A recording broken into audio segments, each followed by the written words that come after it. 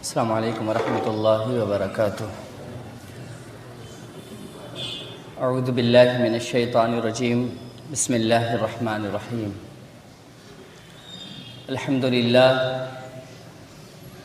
للہ رب العالمین والصلاة والسلام علی نبیہ وحبیبہ محمد وآلہ وصحبہ اجمعین، اما بعد۔ اعوذ باللہ من الشیطان الرجیم، بسم اللہ الرحمن الرحیم۔ قال اللہ تبارک و تعالی فی القرآن المجید والفرقان الحمید، ان الدین عند اللہ الاسلام۔ صدق اللہ مولانا العظیم وبلغنا رسولہ النبی الامین المکین المتین الکریم، ونحن علی ذلک ما قال من الشاہدین والشاکرین والحمد للہ رب العالمین۔ معزز سامعین و حاضرین،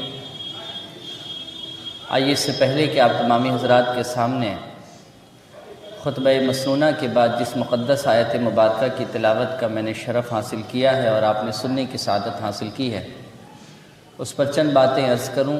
ایک مرتبہ حصول برکت کے لیے بارگاہ رسالت مآب میں درود پاک پڑھیں۔ اللہم صلی علی سیدنا شفیعنا حبیبنا مولانا ملجانا ماوانا محمد بارک وسلم، الصلاۃ وسلام علیک یا رسول اللہ، الصلاۃ وسلام علیک یا حبیب اللہ صلی اللہ تعالی علیہ وسلم۔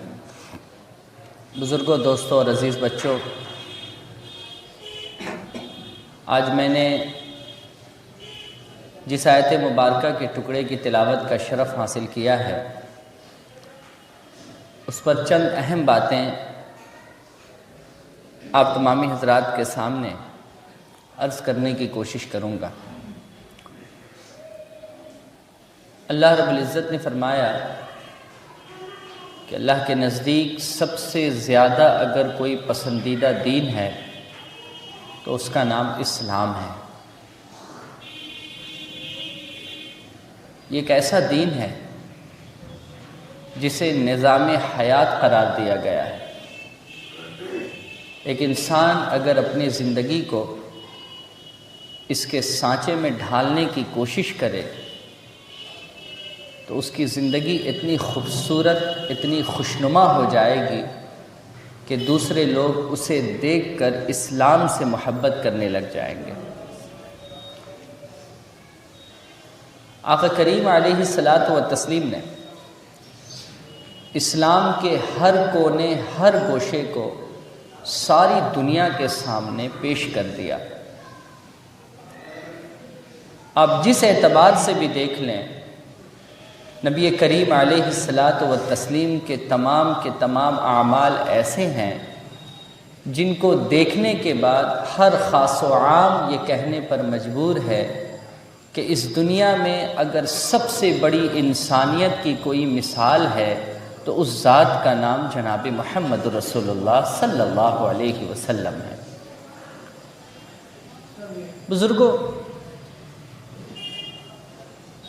ہمیں اور آپ کو آج کے وقت میں یہ چیز تلاشنے کی ضرورت ہے، اس بات کی کھوج کرنے کی ضرورت ہے کہ کیا آج پوری دنیا میں نظام شریعت ہے یا پھر کوئی اور نظام ہے جس نظام پر پوری دنیا کو چلایا جا رہا ہے۔ اگر آپ اس بات کی کھوج کریں گے تو شاید آپ اس نتیجے پر پہنچیں گے کہ اب اس دنیا میں نظام شریعت کا معاملہ ہمیں اور آپ کو بہت کم دکھنے کو مل رہا ہے۔ آج پوری دنیا میں نظام یہودیت کا بازار گرم ہے، نظام شریعت کو لوگوں نے ختم کر دیا ہے۔ نظام یہودیت کی بات میں اس لیے کر رہا ہوں کہ بزرگوں، ہم اور آپ صرف نام کے مسلمان اور سنی مسلمان رہ گئے۔ ہمارے کسی بھی عمل میں، ہمارے کسی بھی تہذیب میں اللہ کے نبی کی سنت باقی نہیں ہے۔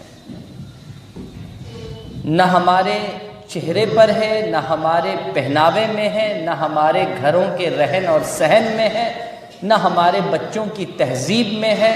کسی بھی جگہ ہمیں اللہ کے نبی کی سنت نظر نہیں آتی ہے۔ صرف ہم اور آپ نام کے مسلمان رہ گئے۔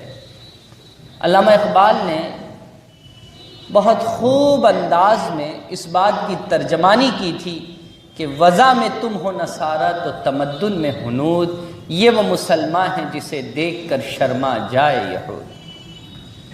صاحب ہمارے پہناوے، ہمارے چال چلن ایسے ہیں کہ کوئی بھی انسان دور سے دیکھ کر کے کہہ دے گا کہ یہ کوئی انگریز ہے یا کسی انگریز کی اولاد ہے، اور ہمارے گھروں کی تہذیب کو اگر دیکھے گا تو صاف لفظ میں کہے گا یہ تو اپنے برادران وطن کی تہذیب کو اپنا سب کچھ مان بیٹھے ہیں، اور ہمارے اعمال، ہمارے کردار، ہمارے اخلاق کو دیکھ کر یہود بھی اس بات پر شرما جائیں کہ ہم بھی آسمانی کتاب کے ماننے والے اور یہ بھی آسمانی کتاب کے ماننے والے، مگر یہ کیسے ماننے والے ہیں صاحب کہ ان کے تمام معاملات میں غیروں کا دخل ہے، اسلام کا کوئی دخل نہیں ہے۔ بزرگوں، یہودیوں کی جانب سے پوری دنیا میں مکمل کرنے میں ایک عرصہ لگتا ہے، ایک وقت لگتا ہے، 100 سال، 200 سال، 500 سال، 800 سال، 1000 سال۔ ایسا نہیں ہے کہ ایک انسان ادھر سوچے اور اس چیز کی تکمیل ہو جائے، ایسا نہیں ہوتا ہے۔ کسی چیز کی پلاننگ ہوتی ہے، پھر اس پلاننگ پر کام کیا جاتا ہے، پھر اس کے مکمل ہونے میں ایک وقت لگتا ہے۔ ساری دنیا مسلمانوں کے خلاف کھڑی ہے، عیسائی، یہودی، تمام مذاہب کے لوگ اسلام کے خلاف کھڑے ہیں۔ کبھی آپ نے سوچا کہ ان کا ایک ساتھ ہو جانا اور مسلمانوں کا تنہا رہ جانا یہ ایسا کیوں ہوا؟ کبھی آپ نے اس پر غور کیا؟ شاید اگر آپ غور کرتے تو اس نتیجے پر پہنچتے کہ مسلمان آج تنہا ہے اور دوسرے مذاہب کے لوگ اکٹھا ہیں، اس کی سب سے بڑی وجہ یہ ہے کہ جب اسلام نے اس دنیا میں قدم رکھا جناب محمد رسول اللہ صلی اللہ علیہ وسلم کی شکل میں، تو سارے مذاہب کی جڑوں کو ہلا کر رکھ دیا تھا اسلام نے۔ قیصر و کسریٰ، اس پر مسلمانوں نے حکومت کر لیا۔ روم کے حالات کو مسلمانوں نے ہلا کر رکھ دیا اور روم پر اپنا قبضہ جما لیا۔ دنیا اس بات کو جانتی ہے کہ حضرت عمر فاروق رضی اللہ تعالیٰ عنہ کے زمانے تک اسلام نے 23 لاکھ مربع میل تک اپنے پیروں کو پھیلا لیا تھا۔ یہ کون لوگ تھے جن کی حکومت اور جن کے تخت کو گرا کر کے اسلام نے حکومت کری، مسلمانوں نے حکومت کری؟ یہ وہی لوگ تھے جو آج اسلام کے خلاف کھڑے ہیں، اور انہوں نے بڑے منظم طریقے سے اس وقت پلاننگ کی، دھیرے دھیرے اب اس پلاننگ کی تکمیل کی طرف یہ بڑھ رہے ہیں، اور ہم سب معصوم مسلمان ان کے جالوں میں بڑے خوبصورت انداز میں پھنستے چلے جا رہے ہیں۔ ہمیں اس بات کا احساس بھی نہیں ہے کہ ہمیں کون سا پوائزن دے کر کے مارا جا رہا ہے۔ پوری دنیا میں یہودیوں نے 3 نظام کو قائم کرنے کی کوشش کی، اور ان تینوں نظام کے قائم کرنے میں یہ مکمل طور سے کامیاب ہوئے۔ سب سے پہلا معاملہ تھا ان کا سیکولرزم کا، کہ سب ایک ہو جائیں، سب کے ساتھ ایک معاملات رہے، کسی کو الگ الگ نظریات کے ساتھ نہیں دیکھا جائے۔ خدا ہے تو اس کو مسجد کے اندر تک محدود رکھو، مسجد کے باہر خدا کو لانے کی ضرورت نہیں ہے۔ جس کا جو بھی خدا ہے اس کو اس کے عبادت خانے تک محدود رکھو، اس سے باہر اس کے خدا کو مت لاؤ، تبھی اس دنیا کا نظام بہتر چل سکتا ہے۔ یہ سوچ کس نے دی تھی؟ یہودیوں نے دی تھی۔ شاید آپ کو میری بات نہیں سمجھ میں آ رہی ہوگی، میں اس کو سادے سے لفظ میں آپ کو سمجھا دوں کہ یہودیوں کے اس دیے ہوئے نظام میں ہم کیسے پھنسے۔ آج ایک مسلمان اگر مسجد کے اندر جھوٹ بول رہا ہوتا ہے تو دوسرا اسے کہنی مارتا ہے، خبردار، مسجد اللہ کا گھر ہے۔ اچھا اللہ توبہ، اللہ توبہ، میں نے مسجد میں جھوٹ بول دی۔ اگر کوئی مسلمان مسجد میں کسی کی غیبت کر رہا ہوتا ہے، دوسرا فوراً اصلاح کرتا ہے، مسجد میں غیبت کر رہے ہو، اللہ دیکھ رہا ہے، بہت بڑا گناہ ہے، مت کرو، وہ فوراً کرتا، اللہ توبہ مجھ سے غلطی ہو گئی۔ مسجد میں کوئی بلند آواز سے بات کر رہا ہے، دوسرا انسان اس کی اصلاح کر رہا ہے یہ کہہ کر اللہ کا گھر ہے، یہاں آواز کو بلند مت کرو، اللہ سب دیکھ رہا ہے۔ کوئی گالی نہیں بکتا مسجد کے اندر اس ڈر سے کہ اللہ دیکھ رہا ہے، جھوٹ نہیں بولتا اس ڈر سے کہ اللہ دیکھ رہا ہے، کسی پر بلند آواز سے چیختا چلاتا نہیں ہے اس ڈر سے کہ اللہ دیکھ رہا ہے۔ میں آپ سے پوچھتا ہوں، کیا صرف مسجد کے اندر اللہ دیکھتا ہے، مسجد کے باہر اللہ نہیں دیکھتا؟ جی، مسجد کے اندر ہی صرف اللہ دیکھتا ہے، مسجد کے باہر اللہ نہیں دیکھتا ہے؟ اگر آپ کا جواب یہ ہے کہ نہیں صاحب مسجد کے اندر بھی اللہ دیکھتا ہے اور مسجد کے باہر بھی اللہ دیکھتا ہے، تو مسلمانوں تمہاری یہ سوچ کہاں سے آئی کہ صرف مسجد کے اندر اللہ موجود ہے، مسجد کے باہر اللہ موجود نہیں ہے؟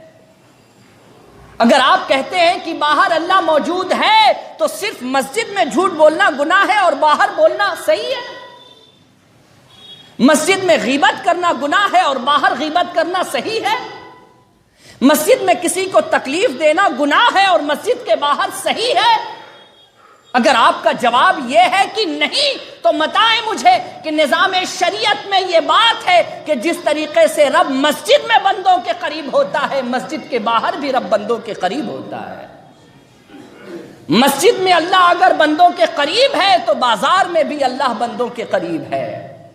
اگر بھیڑ میں بندوں کے ساتھ اللہ موجود ہے تو تنہائی میں بھی بندوں کے ساتھ اللہ موجود ہے۔ یہ نظام کس کا ہے؟ یہ سوچ کس کی ہے؟ یہ بہتر سوچ کس نے دیا؟ یہ شریعت نے ہمیں اور آپ کو دیا کہ جس طریقے سے مسجد میں تم پاک طریقے سے رہنا پسند کرتے ہو، اپنے آپ کو گناہوں سے بچا کر کے رکھتے ہو، تمہیں مسجد کے باہر بھی اسی انداز میں رہنا ہے، کیونکہ رب تمہارا جیسا مسجد میں دیکھتا ہے ویسے ہی مسجد کے باہر دیکھتا ہے۔ لیکن آج ہماری سوچ کیا ہے؟ اللہ چہار دیواری کے اندر دیکھتا ہے، باہر نہیں دیکھتا ہے، باہر ہم جو چاہیں کریں، ہمارا کوئی پرسان حال نہیں ہے۔ یہ سوچ کس نے دی؟ یہودیوں نے دی، اور ہم یہودیوں کے اس جال میں اس انداز میں پھنسے کہ آج ہمارا بچہ بھی اس جال میں پھنس چکا ہے۔ بزرگوں اور دوستو، دوسری سوچ جو ان کی طرف سے آئی، وہ دوسری سوچ تھی ساری دنیا کے نظام کو سود پر قائم کر دینا، پوری دنیا کے کاروبار کو، تجارت کو سود پر بیس کر دینا۔ آج مجھے بتائیے آپ، کیا نہیں ہو رہا ہے؟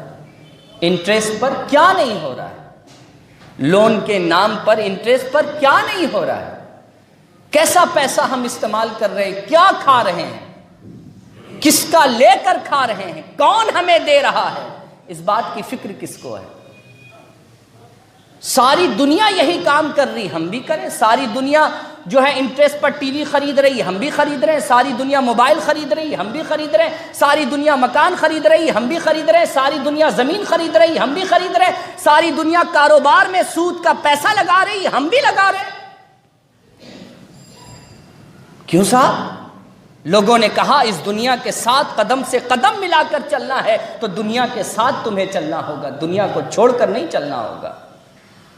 میں آپ سے ایک بات کہنا چاہتا ہوں، آج سود کے نظام سے لوگ کہتے ہیں کہ کاروبار بہت اچھا ہے، بہت بہتر چل رہا ہے، نظام بہت اچھا چل رہا ہے، تجارت کے حالات بہت اچھے ہیں۔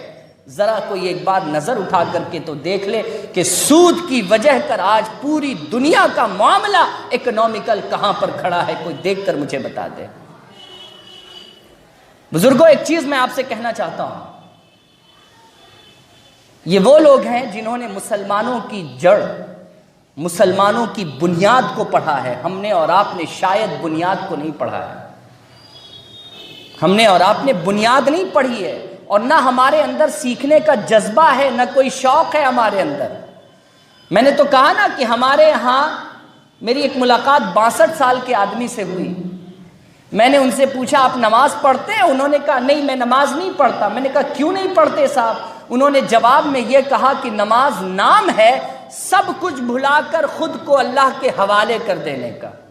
میں نے کہا بڑی اچھی بات ہے، تو میں اس لیے نماز نہیں پڑھتا کہ جب میں نماز کے لیے کھڑا ہوتا ہوں تو اسی وقت مجھے ساری دنیا یاد آتی ہے، اور نماز نام ہے سب کچھ بھلا کر اللہ کے سامنے کھڑے ہو جانے کا۔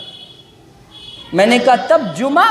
تو کہا جھوٹ کیوں بولے، اللہ جھوٹ نہ بلوائے، بیوی کے ڈر سے چلا آتا ہوں، وگرنہ اس دن بھی طبیعت نہیں چاہتی کہ میں نماز پڑھوں، کیونکہ میں نماز کا حق ہی نہیں ادا کر سکتا۔ کیا جملہ ایسا!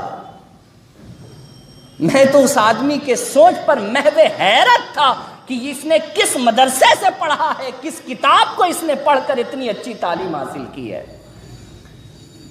اس بندے کو اپنی نیت اور اپنے اعمال پر پورا معاملہ لگتا ہے کھرا دکھ رہا ہے، اسے اپنے اعمال پر بھروسہ ہے، اس رب پر بھروسہ نہیں جس نے یہ کہا۔ آقا کریم کی حدیث ہے نا کہ جب کوئی بندہ مسجد میں داخل ہوتا ہے تو اللہ فرماتا ہے فرشتوں اس کے کاندھے سے گناہ کے بوجھ کو ہٹا دو۔ یہ میرے سامنے جھکنے آ رہا ہے، اس کے کاندھے سے گناہ کے بوجھ کو ہٹا دو۔ فرشتے ہٹا دیتے ہیں، پھر وہ شخص اللہ کے حضور نماز ادا کرتا ہے، اور نماز کے بعد جب نکلتا ہے تو اس وقت فرشتہ کہتا ہے مولا اسے واپس رکھ دوں؟ تو رب فرماتا ہے نہیں، جب ایک بار اتار لیا ہے تو دوبارہ رکھنے کی ضرورت نہیں ہے، میں نے اس کے گناہ معاف کر دیے، میں نے اس کو پاک اور صاف کر دیا ہے۔ یہ آقا کریم نے ہمیں اور آپ کو سکھایا ہے، لیکن یہ کس نے سکھایا، یہ آج تک مجھے بات سمجھ میں نہیں آئی۔ بزرگوں یہ ایک سوچنے کی بات ہے، ایک سمجھنے کی بات ہے کہ آج مسلمان کہاں کھڑا ہے، کس جگہ پر کھڑا ہے، اور کیسی کیسی سوچ کو لے کر کے کھڑا ہے۔ مجھے افسوس آتا ہے ہمارے بگڑے ہوئے حالات کو دیکھ کر۔ ہم تو یہ سمجھتے ہیں کہ صاحب دنیا میں جتنی چیزیں چلائی جا رہی ہیں ان تمام چیزوں سے لوگوں کا بہت فائدہ ہو رہا ہے، سود پر سارے کاروبار کو ڈیپینڈ کر دیا گیا، اس کے ذریعے کاروبار بہت آگے دوڑ رہا ہے، ترقی کر رہا ہے۔ بزرگوں آپ کو شاید اس بات کا احساس نہیں ہے، ذرا سا اکنومیکل حالات پوری دنیا کے اٹھا کر کے پڑھیے کہ سود کی وجہ کر آج اکنومیکل حالات پوری دنیا کے کہاں پر آ کر کے کھڑے پڑے ہیں، منہ کے بل گر گئے ہیں، کیونکہ ساری دنیا کے کاروبار کو سود پر بیسڈ کر دیا گیا ہے۔ آپ سبھی لوگ ایک بات جانتے ہوں گے، ایک بہت چھوٹی سی مثال آپ کو دے دوں تاکہ میری بات سمجھ میں آ جائے۔ انڈیا میں ایک ٹرین چلانے کی بات کی گئی جس ٹرین کا نام ہے بلیٹ ٹرین، سنا ہے آپ لوگوں؟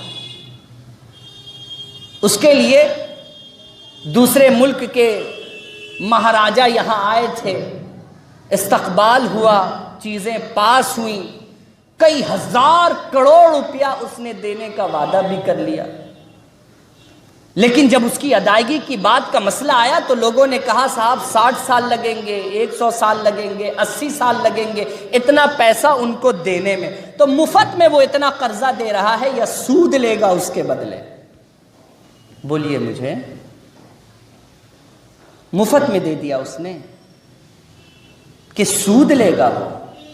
ساری دنیا جو کچھ کر رہی ہے سارا معاملہ سود پر ڈیپینڈ ہے۔ ہمارے یہاں چھوٹے چھوٹے دکاندار ہیں، یہ بھی اپنی ساری چیزیں سودوں پر چلاتے ہیں، انہیں بھی اللہ کا خوف نہیں ہے، انہیں یہ لگتا ہے کہ صاحب ہم اس سے بہت خوش ہیں۔ اللہ ہمارے اور آپ کے سوچ کی اصلاح فرمائے، ہمیں وہ بہتر سمجھ دے کہ ہم کاش یہ سمجھنے والے انسان ہو جاتے کہ 100 کلو چاول ہے اور 100 کلو گوشت، اور ہم نے اس میں سارے مسالے ڈال دیے، بریانی تیار کر لی، بس ایک کام اور کر دیا کہ ایک قطرہ زہر ہم نے اس کے اندر ملا دیا۔ آپ میں سے کتنا عقل مند انسان ہے جو اس 200 کلو بریانی کو کھائے اور کھلوائے جبکہ اسے پتا ہے کہ اس میں ایک قطرہ زہر موجود ہے؟ کوئی کھائیں گے؟ جواب دیں، آپ میں سے کوئی ایسا عقل مند ہے جو اسے کھائے گا؟ ہر آدمی اسے ترک کرے گا، چھوڑے گا۔ نہیں صاحب، ہم نے اگر کھا لیا تو ہمارے جسم کے اندر کے تمام اعضاء برباد ہو جائیں گے، تباہ ہو جائیں گے، ختم ہو جائیں گے۔ آقا کریم کی ایک حدیث کا مفہوم ہے جس میں آقا کریم نے فرمایا یہی حال سود کا ہے، یہی حال حرام کے لقمے کا ہے کہ جب یہ تمہارے کھانے کے نلی سے پیٹ کے اندر جاتا ہے تو اس کے جانے سے ایمان کا سارا عزم بیکار ہو جاتا ہے، تمہاری روح مردہ ہو جاتی ہے، تمہارا ایمان مردہ ہو جاتا ہے، تمہارا ضمیر مردہ ہو جاتا ہے۔ آج ہم کیا کھا رہے ہیں، کیا کما رہے ہیں، کہاں سے لا رہے ہیں، ہم نے کبھی اس معاملے میں غور نہیں کیا، بس یہ سوچ کر کہ ساری دنیا تو سود پر چل رہی ہے، ہم بھی چلیں اسی پر۔ ساری دنیا لون پر ٹی وی لے رہی ہے، مکان لے رہی ہے، ساری دنیا فون لے رہی ہے، فلانا لے رہی ہے، یہ سب ہم بھی کرتے ہیں، ساری دنیا کے ساتھ ہم بھی ہیں۔ ہم یہ بھول گئے کہ ہم دنیا میں ضرور ہیں، مگر اسی دنیا میں جناب محمد رسول اللہ صلی اللہ علیہ وسلم کا نظام چلتا ہے، جس نظام کا نام شریعت ہے، اور شریعت میں سود حرام ہے، حرام ہے، حرام ہے۔ ہم اس بات کو بھول گئے۔ یہودی اپنے اس دوسرے نظام کو قائم کرنے میں آج سکسیس ہوئے یا ان سکسیس؟ بولیے، سکسیس ہوئے یا ان سکسیس؟ کامیاب ہوئے یا ناکام؟ کامیاب ہو گئے نا؟ پہلے والی جو بات میں نے رکھی اس میں کامیاب ہے وہ یا ناکام؟ بولیے۔ ہم سب کا بھی خدا مسجد کے اندر ہے، باہر میں خدا نہیں ہے۔ اگر باہر میں ہوتا تو مسلمانوں کے حالات جیسے مسجد میں ہوتے ہیں، مسجد کے باہر بھی ہوتے ہیں۔ یہاں ابھی آپ کو کوئی آدمی کسی کی شکایت کرتے نہیں دیکھے گا، لیکن جیسے ہی سیڑھی سے نیچے اترا بس شروع ہو گئے، صاحب شروع ہو گئے، بھول گئے کہ مسجد میں صرف خدا دیکھ رہا تھا، یہاں نہیں دیکھ رہا ہے۔ اس بات کو وہ بھول گئے کہ رب تو ہمارا وہ ہے جو ہر جگہ سے باخبر ہے۔ عالم الغیب والشہادہ اسے کہا جاتا ہے، وہ غیب بھی جانتا ہے اور ظاہر بھی جانتا ہے۔ جو تم رات کی تاریکی میں کرتے ہو یہ وہ بھی جانتا ہے، جو دن کے اجالے میں کرتے ہو یہ وہ بھی جانتا ہے۔ یہ وہ خالق ہے کہ زمین کے ساتھ تہ کے نیچے کیا ہے، کس کو کس چیز کی حاجت ہے، وہ وہاں سے اس کی حاجت کو پوری کر دیا کرتا ہے۔ یہ وہ خالق ہے جو ایسا باخبر ہے، ایسا باخبر ہے، ایسا باخبر ہے۔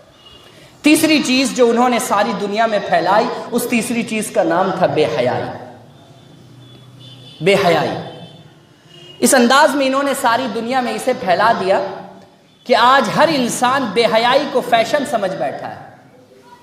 آج ہر انسان ننگے پن کو فیشن سمجھ بیٹھا ہے۔ جتنا ننگا پن ہے اتنا اچھا فیشن ہے۔ سمجھ رہے ہیں؟ یہ سوچ کس نے دی ہے؟ بولیے۔ اسلام نے کیا سوچ دی تھی؟ اسلام نے کہا تنگ لباس مت پہنو، چست لباس مت پہنو جو تمہارے شریر کے عضو کو ابار دے، گریز کرو۔ لباس ایسے پہنو کہ تمہارے جسم ڈھکے رہیں، ڈھیلے ڈھالے رہیں، تمہارے جسم کے اعضاء نہ دکھیں۔ یہ اسلام نے سوچ دیا تھا۔ اور ابھی کی کیا سوچ ہے؟ جتنا چھوٹا، جتنا ٹائٹ اتنا خوبصورت، اتنا اچھا فیشن۔ اب آپ مجھے بتائیں کہ نظام یہودیت ہے یا یہ نظام شریعت ہے؟ جواب آپ مجھے دے دیں۔ اگر نظام یہودیت ہے اور اس پر ہمارا عمل ہے تو بھولو مت، تمہیں بھی مرنا ہے، ہمیں بھی مرنا ہے۔ یہ مت بھولو کہ قبر میں تم سے بھی سوال ہوگا، ہم سے بھی سوال ہوگا۔ یہ مت بھولو اللہ کے حضور تمہارے اعمال بھی پیش ہوں گے، ہمارے بھی اعمال پیش ہوں گے۔ یہ مت بھولو تم سے بھی پوچھا جائے گا کہ تمہارے پاس نبی آئے تھے تمہیں سمجھانے، تمہارے پاس کتاب تھی جسے پڑھ کر تم اللہ کے نظام کو چلا سکتے تھے اور خود اس پر چل سکتے تھے؟ اگر آپ کو یہ لگتا ہے کہ ہم سے یہ سوال نہیں ہوگا تو آپ سے بڑا بے وقوف اور کم عقلہ کوئی انسان میری نظر میں نہیں ہے۔ اگر آپ کو لگتا ہے کہ یہ سوال ہوگا تو مسلمانوں نظام یہودیت تمہارے گھروں میں کیوں ہے، نظام شریعت تمہارے گھروں میں کیوں نہیں ہے؟ اس بات کا جواب مجھے چاہیے۔ بزرگوں اور دوستوں، آج ہم کس دہلیز پر کھڑے ہیں؟ آج ہم کس مقام پر کھڑے ہیں؟ صرف اس بات کا رونا ہے آج ہمارا کہ ساری دنیا میں مسلمان لتخور ہو چکے ہیں، مار کھا رہے ہیں، فٹ بال کی طرح استعمال کیا جا رہا ہے۔ ارے تمہارا استعمال اس لیے ہو رہا ہے کہ تمہارے پاس شریعت نہیں ہے، یہودیت ہے۔ اگر تمہارے ہاتھوں میں اللہ کا دیا ہوا قانون ہوتا تو اس قانون کے ذریعے کوئی تمہیں ہلا نہیں سکتا تھا، تمہارے ہاتھ میں تو اس کے قوانین ہیں جن کے قانون کل بھی بدلتے تھے، آج بھی بدلتے ہیں اور قیامت تک بدلتے رہیں گے، لیکن میرے رب کا وہ قانون ہے جو کل بھی وہی تھا، آج بھی وہی ہے اور قیامت تک بھی وہی رہے گا۔ جس کے ہاتھوں میں بدلنے والی چیز آ جاتی ہے نا، ایک دن اس کی وقت ختم ہو جاتی ہے۔ وہ کہتے ہیں نا، ایک دور تھا کہ انسان پتھروں کے برتن میں کھاتا تھا، دور آیا مٹی کے برتن میں کھانا شروع کیا، دور آیا صاحب اس سے بھی آگے ڈیولپ کیا، شیشے کے برتن میں کھانا شروع کیا، اس سے بھی آگے بڑھ گیا، پلاسٹک تک پہنچ گیا، ابھی اس سے آگے بڑھ گیا، خسکے تک پہنچ گیا ہے۔ پتہ نہیں آگے آنے والے وقت میں پلیٹ دکھے گی بھی یا نہیں دیکھے گی، یہ اللہ ہی کو معلوم ہے۔ تو جو چیزیں حادث ہوتی ہیں نا، ختم ہونے والی ہوتی ہیں نا، اس کی لائف زیادہ نہیں ہوتی ہے۔ دنیا میں جو چیزیں بنتی ہیں ایک دن اسے بگڑنی ہے۔ میں یہ بات آپ سے اس لیے کہنے جا رہا ہوں کہ نظام یہودیت ہو یا نظام عیسائیت ہو، یہ وہ سارے قانون ہیں جو دنیا میں بنائے گئے ہیں، اور دنیا میں جو چیزیں بنتی ہیں ایک روز انہیں بگڑنا ہے، لیکن رب نے جسے اپنے کارخانے میں بنایا ہے، نہ وہ کل بگڑا تھا، نہ آج بگڑا ہے، نہ قیامت تک بگڑ سکتا ہے۔ نظام شریعت کو اپناؤ، نظام یہودیت کو لات مارو، نظام عیسائیت کو چھوڑو، نظام شریعت پر عمل کرو۔ بزرگوں، یہ بات میں آپ تمامی حضرات سے اس لیے کہنے جا رہا ہوں، اور اس لیے کہنے کی میں نے جسارت کی ہے، میں نے ہمت کی ہے کہ شاید آپ میں سے کوئی ایک آدمی میری بات کو سمجھ کر اللہ اور اس کے رسول کے قانون پر چلنے والا بن جائے، اپنے گھروں سے سود کے نظام کو ختم کر دے، اپنے گھروں سے بے حیائی کو ختم کروا دے، اپنی سوچ اور اپنے بال بچوں کی سوچ میں یہ بات ڈال دے کہ بیٹے، جس طریقے سے اللہ تنہائی میں تمہیں دیکھتا ہے، بھیڑ میں بھی اللہ تمہیں دیکھتا ہے، جس طریقے سے مسجد میں تمہیں اللہ دیکھتا ہے ویسے ہی تمہیں بازار میں اللہ دیکھتا ہے۔ کچھ کرنے سے پہلے ایک بار سوچ لینا، تمہاری ہر حرکت پر اللہ کی نظر ہے۔ کاش ہم اپنے بچوں کو ایسی تعلیم دینے والے بن جائیں تو میں بالکل یقین کے ساتھ یہ بات کہہ سکتا ہوں کہ انشاءاللہ ایک وقت ایسا آئے گا کہ ہم پھر سے اس دنیا میں حکومت کرنے والے بن جائیں گے۔ ایک وقت ایسا آئے گا انشاءاللہ، لیکن اس کے لیے ہمیں کرنا ہوگا، ہمیں آگے بڑھنا ہوگا، ہمیں اپنے اندر ایک سوچ لانی ہوگی، ہمیں اپنے اندر ایک تبدیل کرنی ہوگی۔ شاید اللہ رب العزت ہم سب کو بہتر عمل کرنے کی توفیق و رفیق عطا فرما دے، ہم سب اس کے لیے کوشش کریں۔ آج کا یہ مضمون صرف آپ تمامی حضرات کے سامنے اس لیے تھا تاکہ ہم تمامی حضرات اپنے ہر معاملات میں اللہ کے نبی صلی اللہ علیہ وسلم کی سنت کو لانے کی کوشش کریں، اور حضور نبی کریم صلی اللہ علیہ وسلم کی سنت ہی وہ ہے جو ہمیں اور آپ کو کامیابی کی منزل تک پہنچا سکتی ہے۔ ایک مثال جو میں ہمیشہ لوگوں کو دیتا ہوں، وہ مثال آج میں آپ کو پھر آپ کے ذہن کی تازگی کے لیے اور آپ کو بہتر سوچ دینے کے لیے دے دیتا ہوں۔ آپ مجھے ایک چیز بتائیے، زمین پر دسترخوان بچھا کر کے بیٹھ کر کھانا کس کی سنت ہے؟ کس کا طریقہ ہے یہ؟ بولیے، کس کا طریقہ ہے یہ؟ محمد صلی اللہ علیہ وسلم کا طریقہ ہے کہ حضور چٹائی پر دسترخوان لگا کر کے کھانا تناول فرماتے تھے، ہے نا؟ اور حضور نے یہ ترغیب دی کہ لوگوں ایک ایک دانے چن کر کے کھا لیا کرو، پتہ نہیں اللہ نے کس دانے میں برکت رکھی ہے۔ کسی دانے کو ویسٹ مت کیا کرو، کسی دانے کو برباد نہ کیا کرو، ایک ایک دانہ چن کر کے کھا لیا کرو۔ یہ کھانے کے آداب، کھانے کے طریقے کس نے سکھائے؟ بولیے، کس نے سکھائے؟ جناب محمد رسول اللہ صلی اللہ علیہ وسلم۔ آج اگر ہم اپنے گھر شادی کریں اور آپ کو بہترین دری کا ہم قالین پر آپ کو بٹھا لیں اور بہترین دسترخوان لگائیں اور کھانا پروس کر آپ کو کھلائیں، آپ شاید کھا بھی لیں، جیسے ہی آپ ہمارے گھر کے باہر نکلیں گے، دیکھیے صاحب بلا کے اس نے بے عزت کیا ہے۔ کیسے بے عزت کر دیا؟ دری پہ بیٹھا کے کھانا کھلایا، بتائیے تو صاحب کیا بے عزتی کری کہ دری پر بیٹھا، زمین پر بیٹھا کر کے کھانا کھلایا. یہ تو دیکھیے مہمانوں کے ساتھ اس کا معاملہ، یہ اس کی مہمان نوازی ہے کہ دری پر بیٹھال کر کے کھلایا. تو بھائی عزت کب ہوتی؟ جب ہم اور آپ جانوروں کی طرح ہاتھ میں لے کر کے ٹہلتے رہتے، کھاتے رہتے، ٹہلتے رہتے، کھاتے رہتے، اور اس کے بعد آدھا آدھا پلیٹ ڈسٹ بین میں ڈالتے رہتے، اناج برباد کرتے رہتے. کیا عزت کیا ہے صاحب؟ ایسی عزت کی مت پوچھئے. میں پوچھتا ہوں کہ جس نظام کے چلنے سے تمہیں عزت ملی وہ نظام کس کا ہے؟ اور جس نظام کو آج تم بے عزتی سمجھتے ہو وہ نظام کس کا ہے؟ فیصلہ خود کر لو. آج تمہیں جس عمل میں عزت دکھ رہی ہے، کیا وہ طریقہ جناب محمد رسول اللہ کا ہے؟ بولیے، محمد رسول اللہ صلی اللہ علیہ وسلم کا ہے؟ اگر نہیں ہے تو کس کا ہے؟ اور اگر کسی اور کا ہے تو اس پر عمل ہے تو تم کس کے ہو؟ بس اتنی سی بات آپ سے مجھے کہنی تھی. آپ سب سمجھدار عقل مند آدمی ہیں، شاید میری بات آپ کے دل میں اتر جائے. اللہ تعالی ہم سب کو نیک عمل کرنے کی توفیق و رفیق عطا فرمائے. ہم سب کو اللہ رب العزت سیدھے راہ پر چلنے کی توفیق و رفیق عطا فرمائے. اور جناب محمد رسول اللہ صلی اللہ علیہ وسلم نے جو شریعت لائی ہے ہم سب کو اس شریعت پر عمل کرنے کی توفیق و رفیق عطا فرمائے. آمین. وآخر دعوانا ان الحمدللہ رب العالمین. السلام علیکم ورحمۃ اللہ وبرکاتہ.